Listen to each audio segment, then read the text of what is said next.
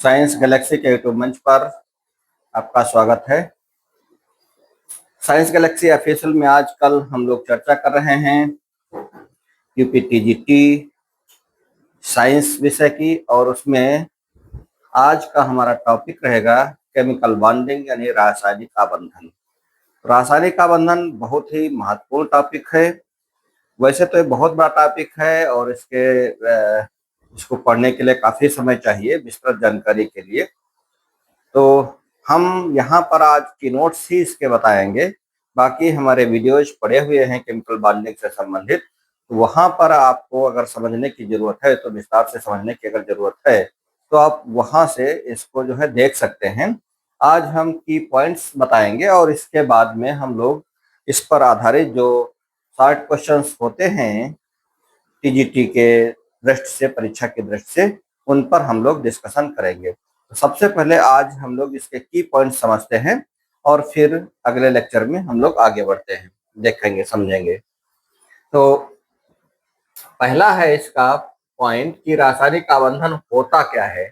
तो जब दो या दो से अधिक परमाणु आपस में मिलते हैं तो एक कोई आकर्षण बल कार्य करता है, एक आकर्षण बल कार्य करता है, जिस आकर्षण बल के कारण वह अणु या यौगिक का निर्माण करते हैं। यही आकर्षण बल वास्तव में केमिकल बॉन्डिंग यानी रासायनिक आबंधन कहलाता है। तो वही एक छोटी सी एक लाइन की परिभाषा यहाँ पर लिखी गई है कि जब दो या दो से अधिक परमाणु के बीच आकर्षण बल होता है तो वह उन्हें बांध कर रखता है और यौगिक या अणु का निर्माण करता है। अब ऐसा होता क्यों है? तो ज्यादातर तत्वों का स्वभाव होता है, या प्रत्येक तत्व का स्वभाव होता है, प्रत्येक व्यक्ति का, प्रत्येक, पहले इस जगत में जो भी है सभी स्थायी रहना चाहते हैं, स्थायित्व प्राप्त करना चाहते हैं। और स्थायित्व प्राप्त करने के लिए जरूरी होता है कि न्यूनतम ऊर्जा में रहना। तो उच्च ऊर्जा स्तर से निम्न ऊर्जा स्तर में बनना या रहना उसका जो मुख्य कारण होता है। तो कोई भी तत्व परस्पर केवल इसलिए अभिक्रिया करता है कि वह स्थायी रचना ग्रहण कर सके, और स्थायी रचना ग्रहण करने के लिए वो क्रियाएं करता है। तो ये बेसिक नेचर है। अच्छा, तत्वों के बारे में अगर हम कह लें कि तो जो तत्वों के जो बाहरी कक्षा में इलेक्ट्रॉन्स होते हैं, वो जो अनपेयर्ड इलेक्ट्रॉन्स होते हैं वो अधिक सक्रिय होते हैं, उनकी ऊर्जा अधिक होती है। और अनपेयर्ड इलेक्ट्रॉन पेयर्ड इलेक्ट्रॉन में जब कन्वर्ट हो जाते हैं तो उनकी ऊर्जा कम हो जाती है और वो अधिक स्थायी हो जाते हैं। तो कारण हमने आपको समझा दिया कि अधिक स्थायी एवं निम्न ऊर्जा वाली अवस्था धारण करने का प्रयास करते हैं, इसीलिए आबंधन करते हैं। अब बात आती है संयोजकता। तो किसी परमाणु की, कोई भी परमाणु हो, उसकी इलेक्ट्रॉन देने की या इलेक्ट्रॉन लेने की या साझा करने की क्षमता को हम उसकी संयोजकता कहते हैं। किसी परमाणु द्वारा इलेक्ट्रॉन लेना, देना या साझा करना उसकी वैलेंसी कहलाता है। उसके आधार पर वैलेंसी के प्रकार डिसाइड होते हैं। अब जैसे अगर हम बात करें सोडियम की, तो सोडियम की संयोजकता जैसे 1 होती है, मैग्नीशियम की 2 होती है, एल्युमिनियम की 3 और कार्बन की संयोजकता 4 होती है। अब सोडियम की 1 क्यों होती है, इसको समझने का प्रयास करते हैं। सोडियम जो कि जिसका परमाणु क्रमांक होता है 11, 11 का मतलब ये हो जाएगा, 11 का मतलब हो जाएगा 1s2, 2s2, 2p6 और 3s1, 3s1। यानी ये पहली कक्षा है, दूसरी कक्षा और ये तीसरी कक्षा। तीसरी कक्षा में कितना इलेक्ट्रॉन है? केवल 1 इलेक्ट्रॉन है। इसी प्रकार से मैग्नीशियम का परमाणु क्रमांक होता है 12, और 12 का मतलब ये हो जाएगा 3s2 हो जाएगा। तीसरी कक्षा में केवल 2 इलेक्ट्रॉन है। और एल्युमिनियम का होता है 13, एल्युमिनियम का 13 होता है, तो ये हो जाएगा 3s2 और 3p1। ठीक, p में 1। तो ये तीसरी कक्षा में यहाँ कुल मिलाकर के s ब्लॉक में 2 इलेक्ट्रॉन और p ब्लॉक में 1 इलेक्ट्रॉन होता है। तो ऐसी स्थिति में जब बाहरी कक्षा में 1, 2 या 3 इलेक्ट्रॉन तक हुआ करते हैं तो सामान्यतः इलेक्ट्रॉन त्यागने की प्रवृत्ति रखते हैं, जिससे उसके भीतरी वाली कक्षा में 8 इलेक्ट्रॉन हो जाए। और जब किसी तत्व के भीतरी कक्षा, सबसे बाहरी ऑर्बिटल जो बचता है, उसमें अगर 8 इलेक्ट्रॉन हो जाते हैं तो अधिक स्थायी हो जाता है। अष्टक नियम इसलिए प्रतिपादित किया था कोसल और लुईस ने, तो वही अष्टक नियम का पालन करते हैं। कुछ इसके अपवाद भी हम लोग देखेंगे। तो इसके बाहरी कक्षा में 3 इलेक्ट्रॉन है, तीनों इलेक्ट्रॉन त्यागने का प्रयास करता है। लेकिन अगर हम कार्बन की बात करें तो कार्बन का परमाणु क्रमांक 6 होता है, 1s2, 2s2 और 2p2। बाहरी कक्षा में केवल 4 इलेक्ट्रॉन हैं। अब जब 4 इलेक्ट्रॉन है तो 4 इसको अलग से कहीं से मिल नहीं जाएंगे और ना ये अपना खोना चाहता है। तो ऐसी स्थिति में हमेशा एक स्थिति बनती है साझा करने की, इसलिए कार्बन हमेशा साझा करता है। तो तभी सोडियम की संयोजकता 1, मैग्नीशियम की 2, एल्युमिनियम की 3 और कार्बन की 4 हुआ करती है। 4 से अधिक नहीं होती है। ठीक, तो इसी संबंध में कोसल और लुईस ने बताया था कि तत्व अपनी बाहरी कक्षा में 8 इलेक्ट्रॉन धारण करने का प्रयास करते हैं और तभी वो स्थायित्व को प्राप्त होते हैं। जितनी भी गैसें हैं जो किसी से क्रिया नहीं करती हैं, जिनको हम अक्रिय गैसें या इनर्ट गैसेस कहते हैं, उनके सबकी बाहरी कक्षा में 8 इलेक्ट्रॉन होते हैं। तो कुछ अपवाद भी हैं, जैसे हाइड्रोजन और हीलियम इसका अपवाद है। बेरिलियम और बोरान के भी कुछ कंपाउंड्स हैं जो इसके अपवाद हुआ करते हैं और कुछ विस्तारित अष्टक नियम का भी पालन करते हैं। तो अपवादों को कुछ छोड़ दे, बाकी सबकी टेंडेंसी ये होती है कि अपनी बाहरी कक्षा में 8 इलेक्ट्रॉन ग्रहण करने का प्रयास करते हैं। अच्छा, चलिए आगे बढ़ते हैं, थोड़ा सा और सीखते हैं। अब ये जो बॉन्डिंग होती है, केमिकल बॉन्डिंग, वो कितने प्रकार की होती है? तो साधारणतः ये केमिकल बॉन्डिंग 3 प्रकार की होती है, जिसमें हम एक को जो वैद्युत संयोजक बंध कहते हैं, जिसको आयनिक बंध भी कहते हैं। तो आयनिक बंध में क्या होता है कि एक तत्व का स्वभाव इलेक्ट्रॉन त्यागना होता है और दूसरे तत्व या तत्वों का स्वभाव, तत्व या तत्व, वो 2 या 2 से अधिक भी हो सकते हैं। तो दूसरे तत्व या तत्वों का स्वभाव उस पहले के द्वारा त्यागे गए इलेक्ट्रॉनों को ग्रहण करना होता है। जैसे अब सोडियम क्लोराइड की जब यहाँ पर संरचना आप देखेंगे तो सोडियम की बाहरी कक्षा में, जैसा हमने आपको बताया था कि एक इलेक्ट्रॉन होता है 281, और क्लोरीन की बाहरी कक्षा में इसका परमाणु क्रमांक 17 होता है, 287। अब ये क्या प्रयास करता है क्लोरीन की, अगर उसकी बाहरी कक्षा में एक इलेक्ट्रॉन और पहुंच जाएगा तो ये 288 हो जाएगा इसके पास, और अगर इसमें से एक निकल जाएगा तो इसके पास 2 और 8 बचेगा। तो इसकी बाहरी कक्षा में 8 हो जाएंगे, इसकी बाहरी कक्षा में 8 हो जाएंगे। जब यहाँ से एक इलेक्ट्रॉन निकल जाता है तो सोडियम इलेक्ट्रॉन पर चूंकि ऋणावेश होता है, जब एक ऋणावेश निकल जाएगा तो एक धनावेश इस पर बढ़ जाता है। इसी प्रकार से जब इस पर एक ऋणावेश आ जाए, तो एक इलेक्ट्रॉन आ जाएगा तो इस पर ऋणावेश हो जाता है, तो ये Cl माइनस और Na+ बन जाते हैं। एक इलेक्ट्रॉन त्याग करके सोडियम प्लस में बन जाता है, कन्वर्ट हो जाता है, और एक इलेक्ट्रॉन ग्रहण करके Cl माइनस बन जाता है। हाँ, जब कभी ये आपस में मिलना चाहेंगे Cl माइनस और Na+, तो फिर ये किस बंध के द्वारा मिलते हैं? वह इस वैद्युत स्थैतिक आकर्षण बल के कारण ये पुनः Na और Cl आपस में मिलकर के सोडियम क्लोराइड का निर्माण कर लेते हैं। इसके बाद में बात आती है इसके प्रमुख लक्षण कौन कौन से हैं। वैद्युत संयोजक या आयनिक बंध के प्रमुख लक्षण यहाँ से पूछ लेता है प्रश्न। तो उसमें सबसे पहले बात आती है कि यह सामान्यतः इनके गलनांक क्वथनांक उच्च होते हैं। यह ठोस अवस्था में वैद्युत के कुचालक होते हैं, लेकिन पिघली हुई अवस्था या जलीय अवस्था में विद्युत के सुचालक होते हैं। इसके बारे में बताया जा रहा है आपको, वैद्युत संयोजक या आयनिक बंध के बारे में।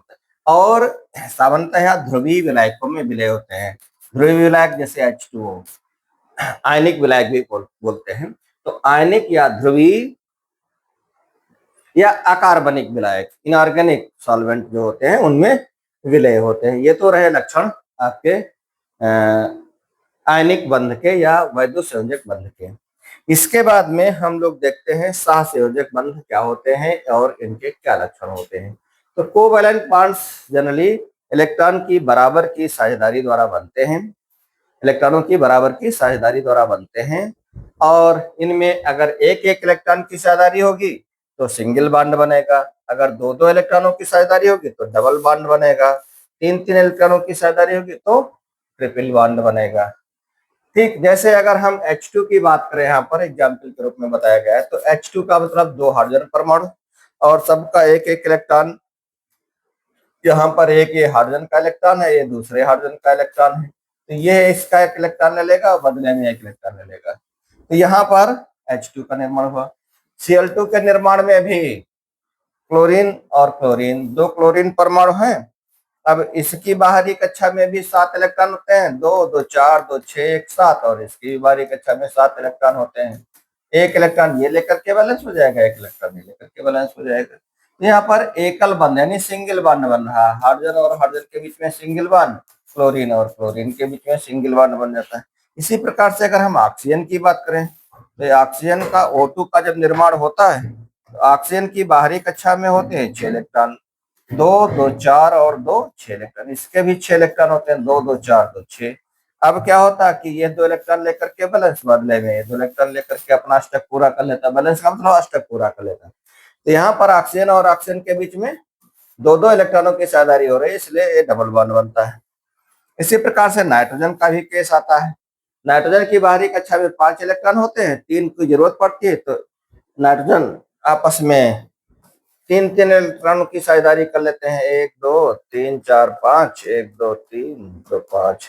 तो यहाँ पर यह साझा कर लेता है इस प्रकार से, और ये साझा कर लेता है। तो N ट्रिपल बॉन्ड N बन जाता है, N ट्रिपल बॉन्ड N। ये बातें बहुत बेसिक हैं, सभी लोग जानते हैं। अब बात आती है इसके बेसिक लक्षण क्या है, सामान्य गुण क्या है। तो सामान्य गुणों में इनके गलनांक और जो क्वथनांक होते हैं वो थोड़ा सा आयनिक बंधों की अपेक्षा कम होते हैं। गलनांक एवं क्वथनांक थोड़ा सा कम होते हैं। और दूसरी बात है यह वैद्युत के कुचालक होते हैं, और कार्बनिक विलायकों में या अध्रुवीय विलायकों में विलय होते हैं। ये इनके सामान्य लक्षण। इसके बाद में एक तीसरे प्रकार की वैलेंसी होती है जिसको हम कोऑर्डिनेट बॉन्डिंग कहते हैं या कोऑर्डिनेट बॉन्ड कहते हैं। उसमें क्या होता है तो हम लोग सीखने का प्रयास करते हैं। उपसहसंयोजक बंध में क्या होता है कि एक तत्व का स्वभाव, इनमें से केवल एक ही तत्व जो है वो इलेक्ट्रॉन देने या लेने का प्रयास करता है। तो उपसहसंयोजक योग में क्या होता है कि कोई एक तत्व अपना लोन पेयर या तो डोनेट करेगा या लोन पेयर ग्रहण करता है, क्या कि इलेक्ट्रॉन युग्म ग्रहण करता है या त्याग करता है। तो इस प्रकार की वैलेंसी बनती है। और हमने जैसा कि लिखा है कि ऐसा सहसंयोजक बंध जिसमें साझे का इलेक्ट्रॉन युग्म दोनों इलेक्ट्रॉन केवल एक परमाणु द्वारा दिए जाते हैं। जैसे यहाँ पर उदाहरण के रूप में NH3 को एक्सप्लेन किया गया है, NH3 प्लस H प्लस बराबर NH4 प्लस। तो देखिए इसको समझते हैं हम लोग NH3 को अच्छी तरीके से। तो NH3 में क्या होता है कि ये नाइट्रोजन जो है वो 3 हाइड्रोजन परमाणुओं से जुड़ा होता है। ये 3 हाइड्रोजन परमाणुओं से जुड़ा होता है और इसके पास एक लोन पेयर होता है। अब इसके पास आ जाता है H प्लस, कौन आ जाता है H प्लस। तो जब H प्लस आता है इसका मतलब इस H प्लस के पास में कोई भी इलेक्ट्रॉन नहीं है। H प्लस है, इसके पास एक भी इलेक्ट्रॉन नहीं है। और जब ये इससे जुड़ना चाहता है तो फिर नाइट्रोजन अपना एक लोन पेयर इसको डोनेट कर देता है, इसको H प्लस को। तो जब इसको डोनेट कर देगा तो फिर क्या बन जाता है, कुछ इस प्रकार की संरचना बन जाती है। ये तो हाइड्रोजन रहेंगे ही रहेंगे, और जो डोनेट करता है उससे जो एक्सेप्ट करता है एक्सेप्टर की ओर एक एरो द्वारा इस संयोजकता को हम दिखाते हैं और ये बन जाता है NH4 प्लस बन जाता है। ठीक, तो ये संयोजकता जो है वो कहलाती है उपसह संयोजकता, या इसके बीच में जो बंध बनता है वह होता है उपसह संयोजक बंध। इसी प्रकार से अगर हम H3O की बात करें, H3O प्लस, तो H3O प्लस में ये जो हमारा H2O होता है, H2O, ये हमने H2O बना दिया। H2O, O के पास एक लोन पेयर होता है, हालांकि इसके पास 2 लोन पेयर होते हैं, लेकिन एक लोन पेयर डोनेट करेगा किसको, H प्लस को। H प्लस को ये डोनेट करेगा, इसके पास एक भी इलेक्ट्रॉन नहीं होता है, इसलिए H प्लस को एक लोन पेयर डोनेट कर देता है और बन जाता है H3O प्लस। H3O प्लस बन जाता है। यहाँ पर ऑक्सीजन से हाइड्रोजन की ओर एक एरो द्वारा इस वैलेंसी को हम दिखाते हैं H3O प्लस। तो इस प्रकार से आप समझ गए होंगे, H2O2 है, तमाम से ओजोन है, ये सब इसके उदाहरण बन जाते हैं। चलिए आगे हम लोग बात करते हैं। फिर धात्विक मेटेलिक बॉन्ड क्या होते हैं। तो मेटेलिक बॉन्ड को समझने के लिए एक बहुत सी छोटी सी परिभाषा यहाँ पर लिखी गई है आपके सामने। कि धातु के धनायनों तथा उसके चारों ओर उपस्थित विस्थानीकृत संयोजकता इलेक्ट्रॉनों के बीच में एक आकर्षण बल कार्य करता है। उस आकर्षण बल को हम धात्विक आबंधन कहते हैं। और इसकी वजह से होता क्या है, ये धातुओं के लक्षण, जो उनमें वैद्युत चालकता का गुण होता है, उसमें ऊष्मा चालकता का गुण होता है, उसमें तन्यता का गुण होता है, उसमें आघात वर्धनीयता होती है, उसमें चमक होती है। ये सब गुण किस वजह से पाए जाते हैं? ये सब धात्विक आबंधन की वजह से पाए जाते हैं। ठीक है, आगे बढ़ते हैं हम लोग। और अब लुईस संरचना और कुछ नहीं, जो भी हम अभी संरचना बना रहे थे सब लुईस संरचना है कि उनको इलेक्ट्रॉनों को बिंदु सूत्र द्वारा दर्शाए जाने की घटना को लुईस संरचना कहते हैं। चलिए, फिर है बंध युग्म और यानी बॉन्ड पेयर और लोन पेयर क्या चीज होती है, इसको समझ लीजिए। आबंधन केमिकल बॉन्डिंग में भाग लेने वाले इलेक्ट्रॉनों को हम बॉन्डिंग इलेक्ट्रॉन्स कहते हैं, और बॉन्ड पेयर ऐसे इलेक्ट्रॉनों का जो जोड़ा बनता है उसको हम बॉन्ड पेयर कहते हैं। ठीक है, जो रासायनिक अभिक्रिया में भाग लेते हैं इलेक्ट्रॉन, ऐसे इलेक्ट्रॉनों को हम बॉन्ड पेयर कहते हैं, बंध युग्म इलेक्ट्रॉन कहते हैं, इलेक्ट्रॉन युग्म को बंध युग्म कहते हैं। ठीक है, और जो भाग नहीं लेते हैं रासायनिक अभिक्रिया में या आबंधन की क्रिया में, जो इलेक्ट्रॉन भाग नहीं लेते हैं, उनको हम लोन पेयर या एकाकी इलेक्ट्रॉन युग्म कहते हैं। अब बात आती है कि H2O में हम चेक करें कितने बॉन्ड पेयर कितने लोन पेयर होते हैं। तो H2O देखिए, H2O का मतलब हो गया, ये है H2O। ठीक, अब ऑक्सीजन की बाहरी कक्षा में होते हैं 6 इलेक्ट्रॉन, एक हमने इधर दिखा दिया, एक ये दिखा दिया, और एक ये दो तो 4 हो गए, और 2 6 इलेक्ट्रॉन।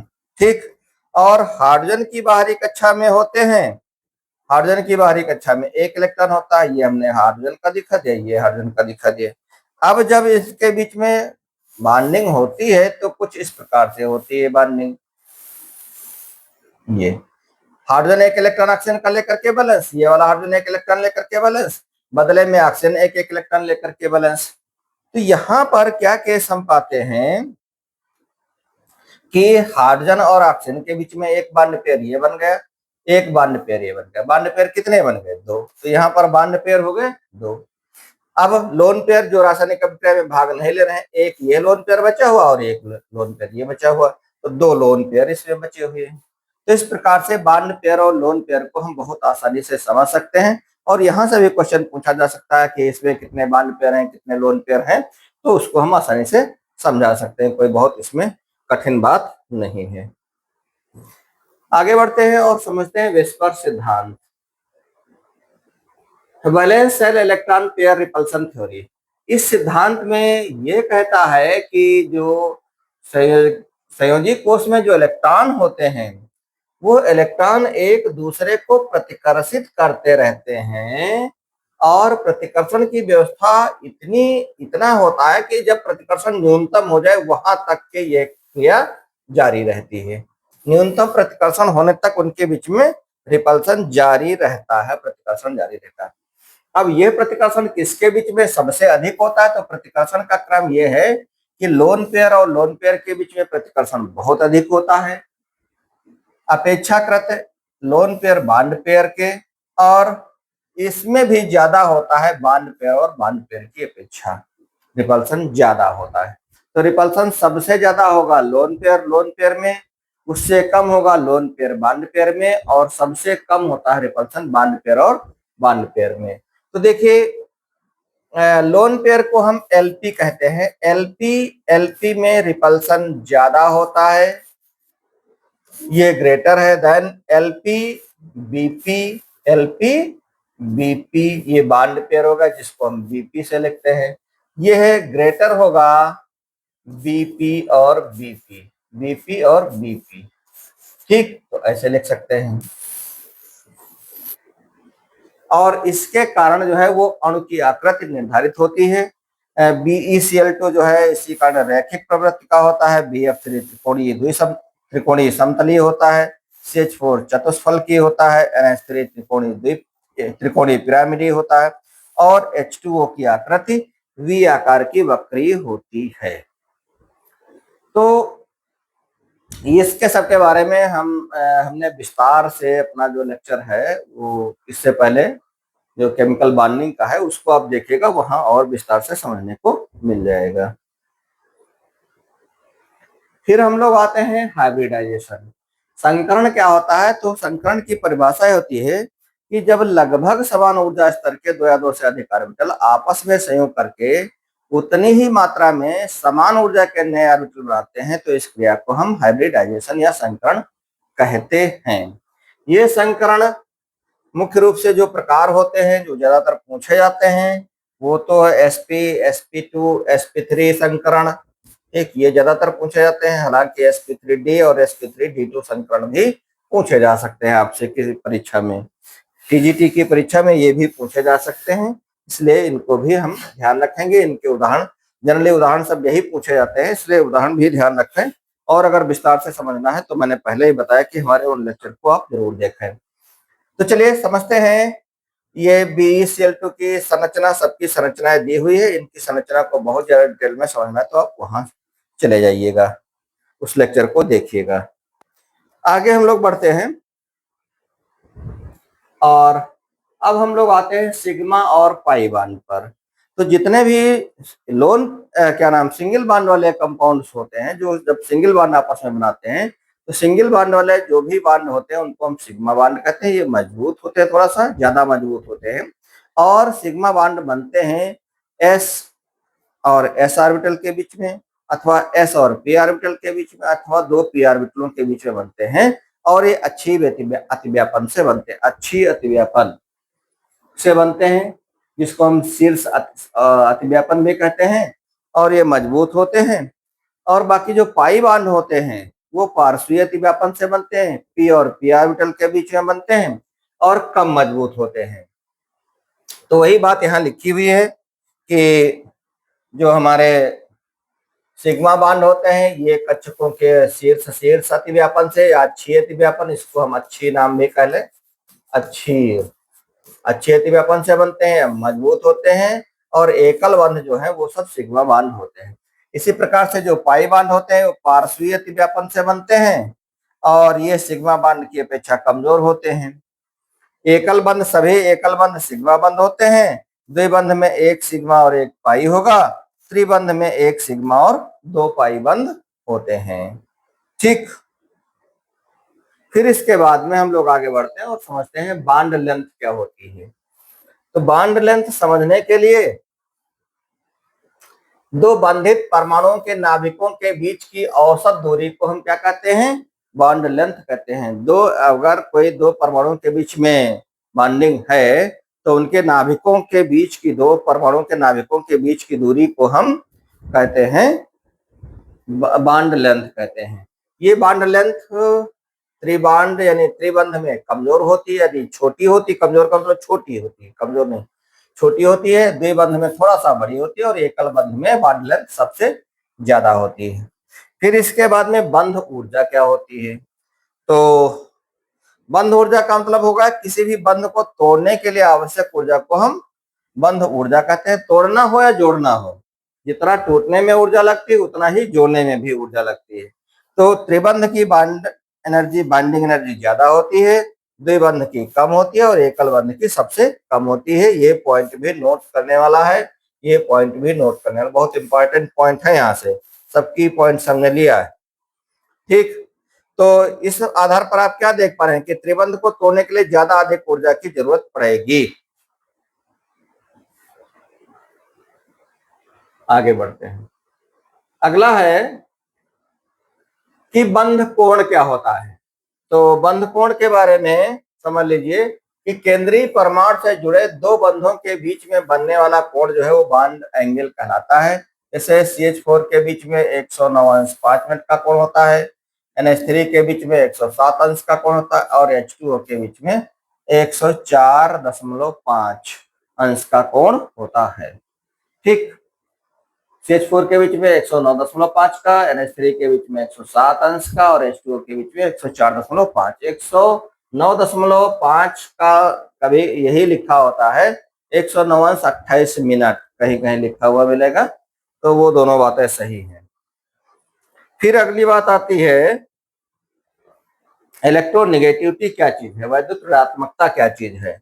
तो किसी भी परमाणु द्वारा इलेक्ट्रॉन को अपनी ओर आकर्षित करने की क्षमता को क्या कहते हैं, उसकी इलेक्ट्रोनेगेटिविटी कहते हैं, उसकी इलेक्ट्रोनेगेटिविटी कहते हैं।